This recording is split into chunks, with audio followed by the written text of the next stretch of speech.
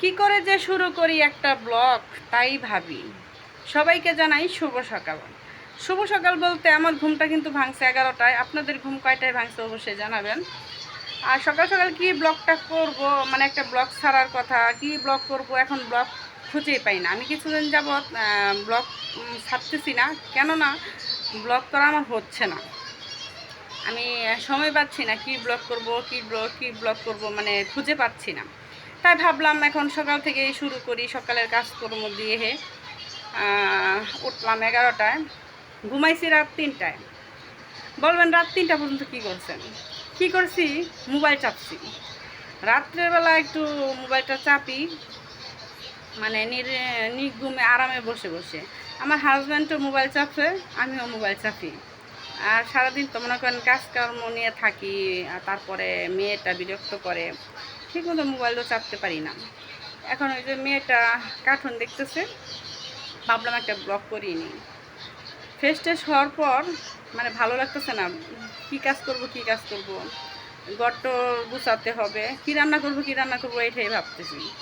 আমার হাজব্যান্ড আবার আনছে কিছু আনাজ তরকারি আনছে, কী দিয়ে কী রান্না করবো সেটাই চিন্তা করতেছি। এখন গট্টর গুছায়া পরে বাদে রান্না করে যাব। আর এখন গিয়ে আগে ভাতটা বসায় আসতে হবে, কারণ আমার মেয়েকে তো ভাত দিতে হয় আগে। কারণ এই যে এখন ঘুম থেকে উঠা দুধ খাইলো, দুধ বলতে গরুর দুধ খাইছে, লাচ্ছি দিছি, লাচ্ছি খাইছে। এখন আমার ভাত বসাতে হবে, ভাত বসানো দিয়েই শুরু করব। তারপর গট্টর গুছাবো, ঝাড়ু টাড়ু দিব, দিয়ে পরে রান্নাঘরে যাব। আবার এই শাক দিয়ে মেয়েকে গোসল করাতে হবে, খাওয়াতে হবে। রান্না করার আগেই কিন্তু আবার এই কাজটা করতে হবে। সকালবেলা ঘুম থেকে ওঠার পর আমার তো আর ভালোই লাগে না, মনে হয় যতক্ষণ ঘুমিয়ে থাকি ততক্ষণই মনে হয় ভালো থাকি। আর ওই সকালবেলা ঘুমের থেকে ওঠার পর এখন মনে হচ্ছে আমি যদি সারাদিন ঘুমাইতে পারতাম তাহলে মনে হয় ভালো হতো। আমার হাজব্যান্ডকে আমি বলি, তুমি আমার মেয়েটাকে একদিন সারাদিন রাখবা, আর আমি একদিন সারাদিন ঘুমাবো। বলে আচ্ছা ঠিক আছে, আচ্ছা ঠিক আছে পর্যন্তই সার, কিন্তু আর কোনো কথা সে বলে না। মানে সেই সময়টাই আমার আজ পর্যন্ত দিছে না, শুধু বলছে আচ্ছা ঠিক আছে। এখন ঘরটর গুছাবো, দেখেন ঘরের কি অবস্থা। আবার এই ঘরটা আবার আমার মেয়েটা খেলাধুলা করে, এই যে দেখেন খেলনা।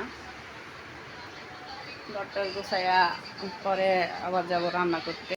এই হলো আমাদের আজকের বাজার, বড় একটা পেঁপে আনছে দেখা যাচ্ছে। আবার আমার বাজারটা কিন্তু প্রতিদিনই করে, নিত্য নতুন বাজার করে। একটা ভ্যান গাড়ি আসে, সেই ভ্যান গাড়ি থেকে এই যে বেগুন আনছে, টমেটো আনছে, লাউ আনছে, সাথে তেলও আছে।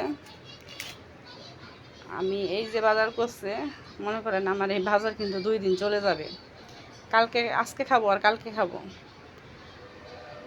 আর পরে কি বলবো, আমি একদিন পরে পরেই রান্না করি বেশিরভাগ। আজকে রান্না করব 2-3 পর, আবার আবার কালকে রান্না করব না, রান্না করতে করতে পরের দিন আজকে 2-3 পর রান্না করে রাখবো। কারণ মেয়েটা এত বিরক্ত করে, এত দুষ্টামি করে, রান্নাঘরে গেলে আমাকে আর রান্না করতে দেয় না। অবশ্য আমার রান্নাঘরটা একটু দূরে, কারণ এই গেটের বাহিরে। ওই যে দেখেন ওইটা হলো আমার রান্নাঘর, ওই যে ওই জায়গায় ঘরটা, ওই ঘরটা হলো আমার রান্নাঘর। ওই জায়গায় গিয়ে আমার রান্না করতে হয়, তাই মেয়েটা অনেক বিরক্ত করে। ঘরটর গোছাইয়া পরে রান্না করতে যাব। বিছনা টিছনা দেখেন আওলা জলা হয়ে আছে। আজকের জন্য এখানে শেষ করলাম ব্লগটা। ভালো থাকবেন সবাই, আল্লাহ হাফেজ।